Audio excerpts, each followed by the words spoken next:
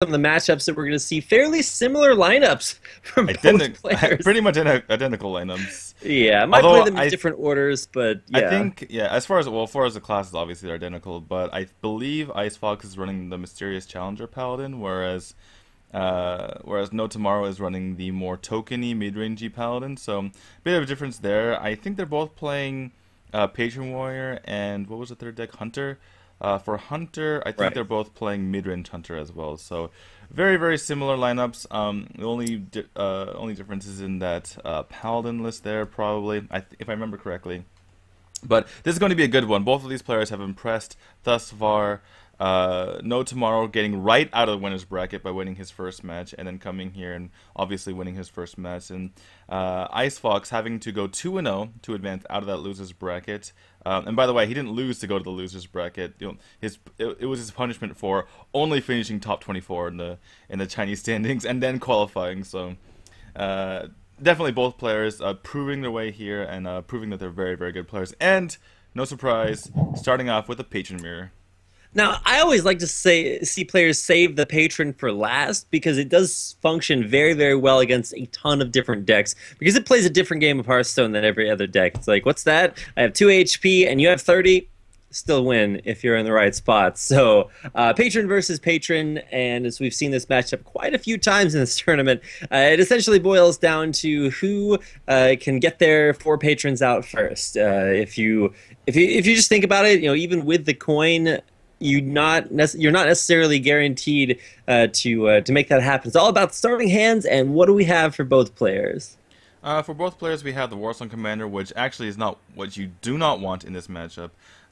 You want the Frothing and the Warsong if you want to get a reversed OTK in your opponent, but otherwise it's not very useful at all. You want those patrons, you want to be propagating the board as much as possible.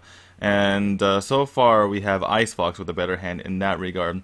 Going back to your earlier comment about saving the patrons for the end, that was the initial thought for most of the professionals and even amateurs, obviously, is to save your best deck for last because it's going to be able to defeat almost anything. But it's not the same as Last Hero Standing, so you can't just 3-0 with that deck. What players are starting to favor more is getting your best deck in first. The deck has the most chance of winning against all 3 of your opponent's decks, and that way you get a lead, and your worst deck has the most chance to win. So now your worst deck, even though it can get 3-0'd, at least you're getting every single chance in to be able to win with that deck. All right, yeah, and you definitely do want to like get wins under your belt, and fairly identical starts from both sides, so you're not really seeing one player with an advantage or not. For NoTomorrow, he's been remarkably consistent with his Patron Warrior. I think he won his day 1 matches with it, but lost with it yesterday. Yeah, if well, I'm not mistaken. Yeah, well, he hasn't lost overall in a match, so he's had to win with every single one of his decks so far. It just depends on, you know, if he won and then lost, or sorry, if he won right away or if he lost and then won. I'm not quite remembering exactly how it's gone before, but in any case, as far as these hands are concerned, both players have pretty poor hands. So no real advantage for either player, but it could change in a hurry. Like, for instance, if NoTomorrow picks up something like a patron, another activator, then he'd be in a good spot.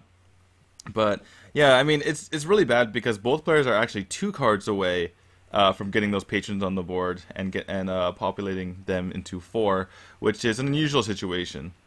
Yeah, and when you look at both teams, you can see, or both players. I guess they are on different teams, but yeah, you can see different, like you said, pieces of the combos. You got Patron there for Icefox, and he's also a very reactive player too. You can see him sometimes pretty confused at the way things happen. So you're going to start to see both players set up for whirlwinds with things like Unstable Ghouls, Ice, or Despite if that comes out there too. Double Patron, not really the draw you want to see. And so Icefox really doesn't have too many threats in his hand. What are his plays here? Because it doesn't look like there's anything super good. Yeah, it looks like he's just going to armor up and pass with nothing to do here. Like you said, having 2 sets of patrons, not very good. Having 2 sets of Frothing Berserkers, in particular the late game, can be nice, but not in the early game here when they're just going to absolutely die to something like a Despite. 2 Warsongs also very, very bad. So yeah, we're seeing seeing pretty bad draws, but looks like NoTomorrow. This is a good play by him. He's going to draw 2 cards without using any of his whirlwind effects. So, and he's also taking control of the board. And a lot of times you don't really want to be taking control of the board in this matchup because it gives your opponent better ways to utilize their frothing berserkers and their patrons. Like for instance, if Icefox had the means, he could utilize his opponent's unstable ghoul to propagate his patrons, but that would be kind of difficult. He would need a weapon in hand already. So yeah, pretty good read by NoTomorrow. Just kind of take initiative and start pushing out a little bit of damage to maybe help him finish out the game later on. Yeah, and you're starting to see like kind of the opposite perspectives from both sides. For Icefox, he's like, all right, let's start setting up for the combo, get this big value in hand, make sure that we can have things that he can actually do. For NoTomorrow though, he's all about the early game. He's got all of his early game minions on the field, and they're starting to kind of do what they're supposed to. Draw him tons of cards, get him tons of armor. He's at 39 health right now, and this isn't Control Warrior, so still kind of interesting to see. Very different perspectives, but that's basically it should be based on opening hands, I suppose. Yeah, it's really a tough position for NoTomorrow. I mean, he had the better starting position because he's able to get some guys on the board, but Icefox, by playing that Emperor Thorson, he's put himself in the position where he can really threaten lethal at any moment, and so now NoTomorrow has to really watch his board. He had the option of cool tasking that Emperor to death, but he decided to go against it because if you populate your board too much, it can result in you just dying in an instant. So he's kind of backed off his early aggression and said, okay, can't really keep guys on the board because you're just going to kill me. But that has led to Icefox taking control of the board with a somewhat interesting propagation of patrons. Got the 3-2, 3-1, 3-3. You typically don't see this in the mirror. Yeah, not necessarily, no, and especially with 3 patrons out, it's like, wait, where's the other one? Because you traditionally have even numbers of patrons unless they die by wacky effects. And the board clearable here? It's got a whirlwind. Yeah, okay, so you can clear the board, clear all the patrons off. Yeah, hitting with his axe, hitting with the executing. That's why you want 3 patrons that are capable of propagating onto the board, typically. So, but I mean, really, Icefox, it was either that or doing nothing, and he's tired of doing nothing. Plus, he has one more patron. He's one more discounted patron in hand, one more discounted Warsong in hand. So that wasn't really costing him anything that valuable. He has a Harrison now, but you don't really. Yeah, he could go for the cards here just to get some just a cycle. A lot of times you want to save Harrison for your opponent's Death Spite because that's really annoying for your opponent to deal with. Yeah. But because a lot of times they'll save it and won't want to use it to propagate your patrons, but then you can force them to propagate your patrons by killing their Death Spite. It's just like, thanks for the help, buddy.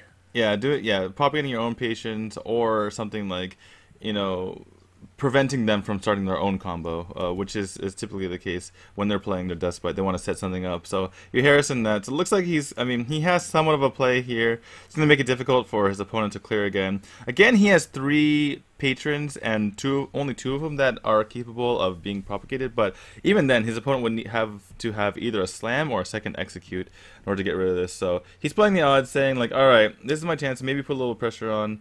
But what do we see from NoTomorrow? Just gonna play his own patron, it looks like. Yeah, NoTomorrow.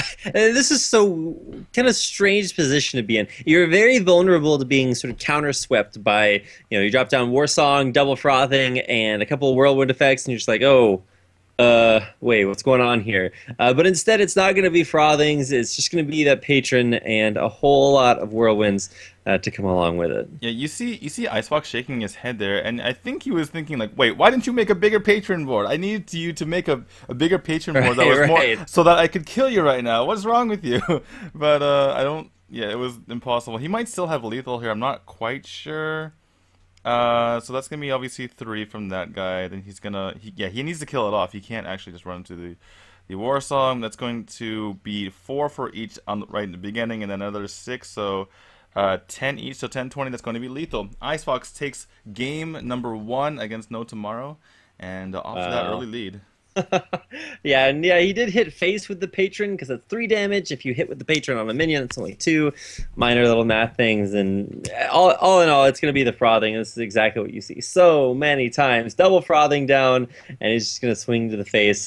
It takes so long for the animations to power them up that you have to be so confident in your math that when you do it, oftentimes you won't actually get to see the numbers and be like, okay, yes, these add up. We should kill the guy now. So you have to like have the math done, do all the animations, and then wait for them to play out to find out if you win. If you're not super good at math. But there we go. Icefox calculated it out, and his patron will be victorious. Now, maybe that's a bad thing because now we can't use his patron deck anymore, but like we said earlier, getting wins on the board early, that's always what you want to do. Yeah, it doesn't really matter how you win as long as you win. Like, say, I mean, if you think about it, the Conquest format can seem a little bit confusing when you first look at it because you can't, I mean, you always want to be able to use your strongest decks, right? But if you think about it more simply, it's like it doesn't matter what that patron wins against. No matter what it wins against, it's going to be gone. So he's just happy to get the win. It being eliminated doesn't really mean anything because it's, I mean, 1,000% better than losing. I mean, if you lose, you're gonna have to win with it later anyway. So it doesn't really matter in that sense. One thing I want to go back on just a second. It's actually funny that you mentioned that he attacked face with the patron. Most cases, you want to attack with the patrons if you have 2 frothings on the board because it provides you 4 damage. Yeah, because that gives you 4. Yeah, but the reason why is because if he hit the patron into anything, like if he could allow whatever he hit it into to live, it would have been more damage. But since that guy would die, you wouldn't get the extra 2 damage from the Whirlwind effect. So in actuality, it would end up being 5 damage instead of the 4, which it would have been. So kind of a interesting math there. In any All case, right, well, yeah. yeah. Sorry, go ahead. No, I was just going to say, in any case, here we go. We are into our second game of this best of 5. Keep in mind, this a victory here for either player pretty much advances them through to the next round, if I'm not mistaken. Yeah, the winner of this match, this best of 5, goes to Blizzcon. Right. So, well, and BlizzCon is decided by this match, but then there's also going to be a playoffs for this tournament after this. So we'll find out which players go to BlizzCon, and then we'll have the finals of this tournament to finally crown, the winner here. Yeah, exactly. And the loser of this actually still has a chance. The loser of this faces off against Zoro, and the winner of that will be the second person from this group to advance. And look, you see there again Icefox with the head jutting forward and squinting like, what just happened? He's like, how are we so far ahead? All right, so there's the mysterious challenger.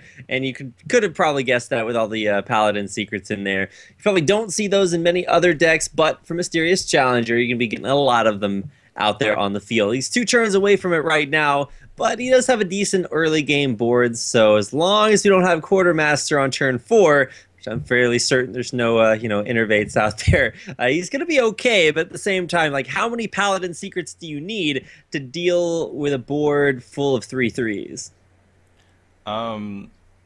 That question doesn't even make sense because you can't actually deal with a board of 3/3s with secrets. Paladin secrets, yeah. So you can try, but it's not going to work, no. Unfortunately. What would they really do? Yeah, Consecrate's definitely the best way to deal with the board, but unfortunately, it's Icefox that needs to Consecrate, and he is not going to be able to have that in time. So while he may be able to get the Mysterious Challenger out the next turn, it's not going to be what he wants to see, and this turn 5 is going to make a very strong case for NoTomorrow winning the game. Yeah, I was a little bit surprised that Icefox went with the hero power last turn. I would have liked to see him go for more of a little bit of tempo play and kind of cause disruption by playing out some secrets. It made it really easy for NoTomorrow to really clear his board, and now he's in a really rough spot. He's going to be facing down that Quartermaster and all those 3/3s like you mentioned. My question is, why did he play the Avenge that turn? Because Avenge, he's playing all of his secrets. I guess he's assuming that he won't be able to play the Mysterious Challenger on turn 6 because he'll definitely need to do something about what's on board. I think what he's trying to do is make all of his secrets pop so he gets all new secrets, because obviously you can't play 2 of the same streak at the same time. So he's thinking like, alright, whatever, I can just toss these away and then get more secrets off this Mysterious Challenger. And alright. Yeah. And that's exactly what happens. So I guess that's one way to deal maybe with one of the 3/3s that just got spawned. But yeah, that's going to take out one, and now all of a sudden there is what is that 6, 7, 8 damage on board, with very little to deal with it except for one mysterious challenger. And there we go, the dream, the wig is complete. The Christmas tree, the manger, the Christmas tree, the wig, the Mozart, the. I don't know. There's a specific like legal name for the wigs that the judges wear, and unfortunately I don't know that, but that's one of them. All right. So how does NoTomorrow deal with this? What are these secrets again? This get down, otherwise known as noble sacrifice, and avenge, competitive spirits, redemption, and repentance. If I remember correctly. So first you got to play a really stupid minion to be able to get rid of the repentance. By swinging at the face, he actually procs 3 traps by getting that avenge, the get down, and the redemption. And it respawns with 1 health. Oh wait, and that's why paladin traps aren't super super great, because sometimes they just wind up doing not a whole lot. But he's gonna go through 4 or 5, 4 traps initially, and then the 5th one, of course, will activate when it's Icefox's turn. But unfortunately, it's not gonna be a good board state for him to be in, and this is unfortunately one of the big weaknesses of that knife juggler was a sniper. He was just like taking out minions left and right, and looks like NoTomorrow is primed to take this game. There's nothing really that Icefox can do. Yeah. He did like one cool thing that his deck is supposed to do, is like, yeah, 5 secrets, a big body on board, and none of it matters. So unfortunately, when you're going up against that much tempo, NoTomorrow is going to knock his lights out, and that'll take it to a 1-1 score. And this is where we start to see things get a little bit familiar from yesterday, when we saw so many of our series go all the way to all 5 games. So we already got things tied up once. See if both of these players can tie it up again. Yeah, really interesting games coming up as well. We're probably going to see the Mysterious Challenger Paladin go against the Patron Warrior, which would be kind of a... I don't even know how to describe that matchup. In any case, I guess we're not doing that yet. We're going to go to Hunter versus Hunter. And we see the Leper Gnome. I thought he was playing Midrange Hunter. Maybe I was mistaken. Yeah, I actually thought that too, but it's not only leper gnomes, but we're going to be running explosive traps, so it's really good that he got the Hunter versus Hunter matchup, because explosive trap into patrons is usually not a good thing to put out there on the board. Yeah, generally winds up helping you out. Yeah, well, but the thing, knowing that that Icefox's Patron Warrior is out of the way, a little bit more safe to go with this. Yeah, definitely a great matchup for the Face Hunter versus the Midrange Hunter. Right. Icefox is going to have his work cut out for him trying to get back into this match. Yeah. Unfortunately, NoTomorrow drew both of his traps in hand, so if he does have Mad Scientists out there, they're not going to be valuable at all, unless he runs other traps. And he should have a few of them out there. The Hungry Crab Dream. It's in hand, that web spinner. No more Gazrillas off those guys. Yeah, I think in this situation, though, you'd rather have something like Hungry Crab than something like, like Gazrilla, because it's a little bit too late game of a card. You're not going to be able to fight for the board early on. So just getting that 1/2 out there, it can kill, 1 health minion, which is sometimes what you're trying to do anyway. A lot of times you have to run, like an animal companion into like a wolf rider, and it just feels so bad. So I mean, this Hungry Crab seems like it's a disappointment, but it's actually kind of okay. Kind of okay. I guess that's a good description. That's about the most positive description of Hungry Crab you're going to get. And what do you know? An Oasis Snapjaw D2. Yeah, I'm really excited about this one. We saw... Okay, actually, we need to talk about where this knife hits. This Hungry Crab needs to do work. And it's going to face. Oh. Ooh, not the smork you're looking for. In any case, yeah, so we saw this Oasis Snapjaw a couple of days ago. We didn't actually get to see it yesterday because... but that is Snake Trap, so he'll get some extra chances. Oh, yeah, very, very nice. He could owl it, though, so probably going to be looking to... Okay, he's gonna... testing it. So. Yeah, so if this is explosive, it's fine. If it's Bear Trap, it's fine. So he's going to check the face first, and then kind of force Icefox to run into him, because he can't go to face, because obviously his minions will just die, so... pretty tough position for Icefox right now. In any case, back to the Oasis Snapjaw, the real story. He actually does run Jungle Panther as well. And if you're wondering why, it's because right when Ramlinger came out, people were saying like, yeah, it's amazing value, particularly if you can get a big minion, but how do you activate it? It's so hard to get a beast to stick on the board. So Icefox says, well, I have a guy who's stealth and a guy who has 7 health on turn 4. Kill that. And I absolutely love it. Yeah, because either you waste so many resources killing that 7 health body, or you get Ram Wranglers that can put some pretty crazy stuff out there. Right. Well, all our love aside, NoTomorrow is in prime position to take this game. He's Yeah, put so much turns damage out, on. yeah, 7 health on turn 5 is going to be difficult to come back from.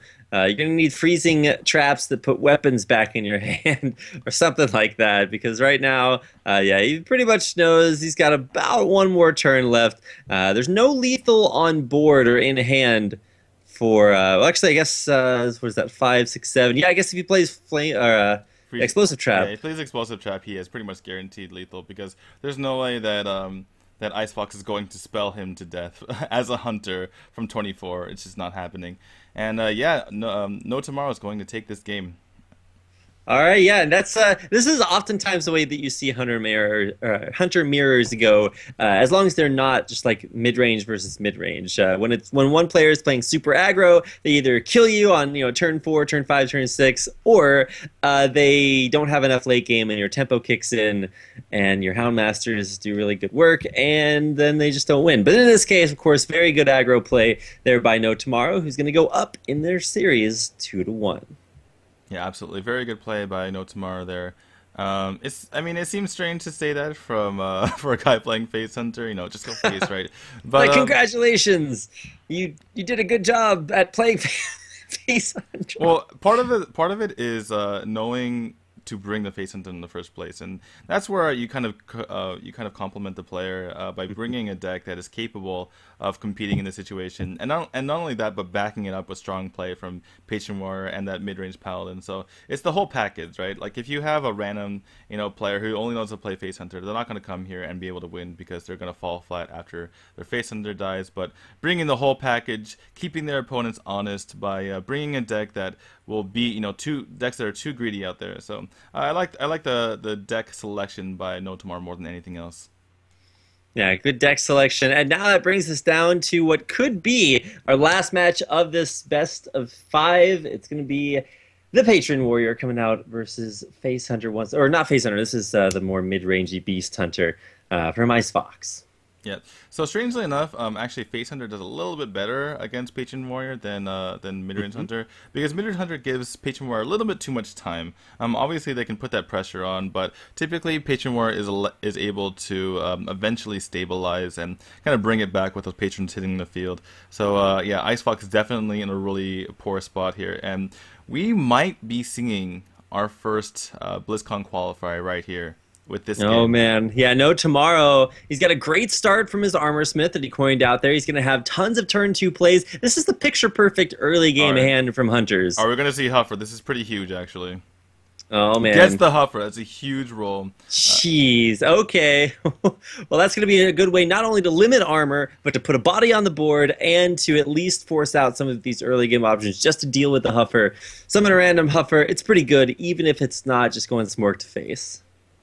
Yeah, if you hadn't seen that Huffer, if you had seen something like a Leok, it would have been 2 damage and the Cruel Task kills it. If it was a Misha, it would have been 4 damage and Cruel Task kills it. Instead, he gets rid of the Armor Smith, which is a huge deal. That woman can provide so much armor. It's true, especially early game when you can ensure that it pings out really well, and then maybe you taunt things up with unstable ghouls, and then it just gets so much value. And then, of course, later on, you drop it with patrons and hit a whirlwind effect, and all that armor starts coming back your way. So both players with those 3-2 weapons just swinging away, trying to get some tempo down early on. A little bit of blowback on the Hunters. He sacrifices some health just to make sure that he can keep the board clear. But of course, probably setting up for some sort of Houndmaster play. But he's going to have to wait at least until turn 6 to make that happen. Yeah, exactly. And but from No Tomorrow, his hand kind of stalled out a bit.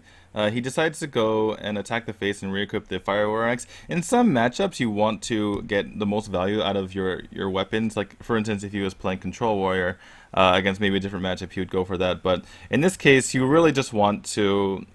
You really want to get the Death Splites out, so he knows he's going to have to maybe switch his Fireworks for a Death Splite at some point, so he needs to just like get these out of the way, and if he can get damage on the face, it's perfectly fine. Yeah. Actually does pick up an Acolyte, which helps him quite a bit, able to cycle a bunch of cards, which is really what he wanted in this situation.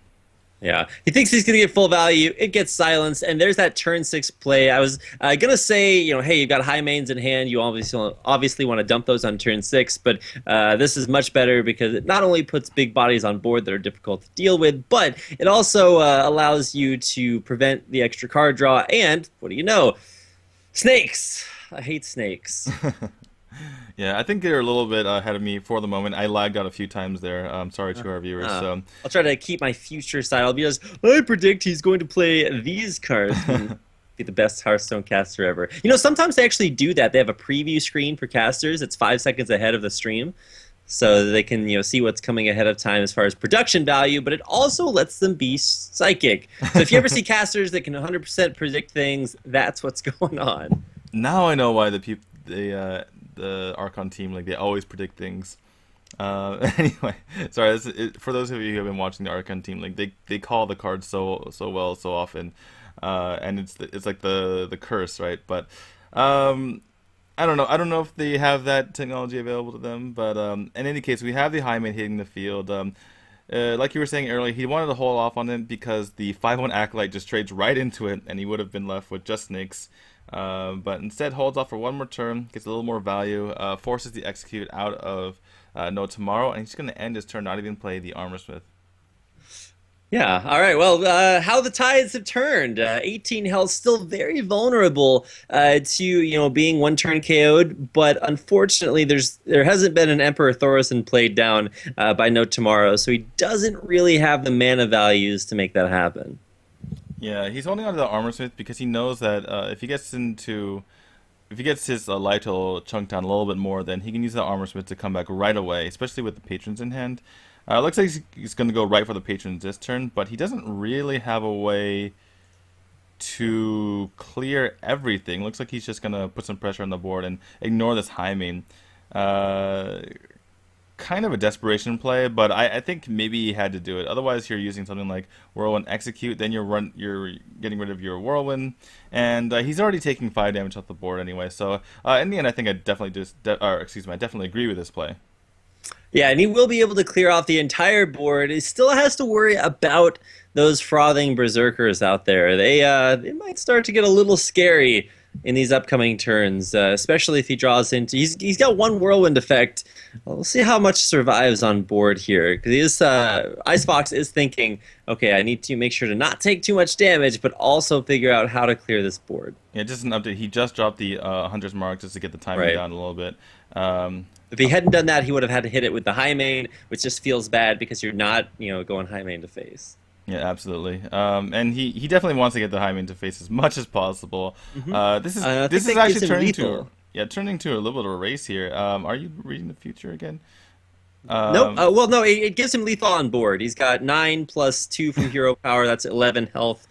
So yeah, I thought you were referring to NoTomorrow. Maybe he picked up a second Warsong Commander or something, and I was like, oh wait, what? no Warsong Commanders there, and he is pretty dead in the water. Well, I mean, if he whirlwinds, he gets rid of 3 damage on board, so I guess that's good. And he can execute too. So I actually didn't see the execute. Yeah, he can execute. You could also get some more value out of the whirlwinds by gaining armor with the Armorsmith. So with that 9 mana, you're whirlwinding. You're probably gonna. I guess you don't need the Armorsmith if you're executing. Maybe. So the problem is that these are don't lose plays, not win plays.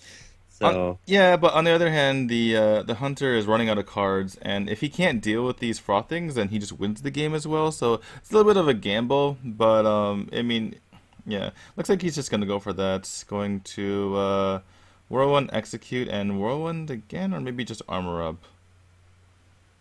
I guess you wouldn't whirl one again because then your frothings just die straight to the hyena. Right, So right. yeah, so he's threatening lethal, and Icefox does have the Unleash the Hounds though to clear out this board. Yeah. This game is just getting down and dirty. I mean, both players just almost nothing left. They're fighting with their shoes and their socks and their little white gloves, and I mean, I would never quite compare it quite like that, but yeah, this is actually really cool to see such an even game go back and forth, because usually, one player just has their combo and goes off, whether it's, high mains to the face, I already saw one of those hit, or patrons or frothing combos. But now, what win conditions are there for the patron player? I mean, you got to get through 13 health, and your hero power is not quite as good at winning you games as Hunter is at this point. Well, the hero powers do cancel each other out, even though the warrior isn't getting damage in the face. But this is actually a very interesting play because now he gets 2 on the board, and that's actually pretty difficult to deal with from the side of Icefox. If he could, he would sap his own Haunted Creeper here because it's giving his opponent lots of value. Yeah, and that Haunted Creeper, actually pretty bad. Now the Bear Trap's decent because at least that will put something on the board that'll take out a patron. But we're starting to come down to 2 decks that have not super tons of card draw in them. I guess theoretically the patron has a ton of it, but most of that's already gone. Whereas for the Hunter, it doesn't really include any of it. It's in fact kind of miraculous that he's he had 2 cards in his hand already at like turn I think that's turn 11. But doesn't is he going to decide to play that trap? I don't know. Where's those scavenging buzzards when you need them? Yeah. I mean, well, you're not going to get cards off of the spectral spiders. So, in any case, let's play the secret, and this is going to be very, very tough for NoTomorrow. You see him rocking back in his chair, wondering what this is. If this is a freezing trap, it's kind of annoying. Yeah, realizes it now that it's not. He's going to trade that in. Going to propagate his patron a little bit more. Yeah, gonna kill this first off and then propagate his patron. But yeah, despite all of what's happened and despite the somewhat of a comeback by Icefox, it's looking like it's still going to be NoTomorrow's game unless we see a very, very good top deck right now.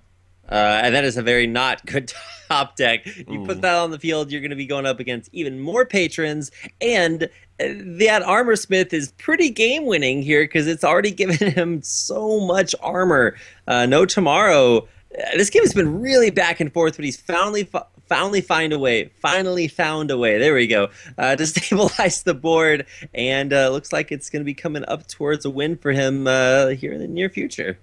Yeah, in scrappy games like this, surprisingly enough, the patron actually wins up for this hunter, which is a departure from how it works versus the druid.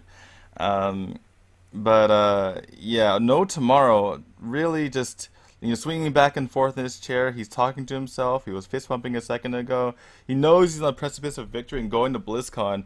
And if that happens, what a character we would see there. Right? Oh man, I'm so looking forward to seeing this guy at BlizzCon. Now, he's not guaranteed there yet. He does have to win this game, but it does look increasingly imminent. Wow, he's able to just ping the bear. He's like, oh wow, there's a bear on the board. I'm totally fine with that. And he's able to get cards, armor, everything he needs off of that. You can see he's given the double peace signs. He knows what's up. That's a Thorazon value, by the way. Yeah, that Thorazon value. Reducing the cost of absolutely nothing, but NoTomorrow will absolutely take it. He is fine with having the 5/5 on board. Finally, we see a way to deal with these patrons, but most likely going to be too little too late here.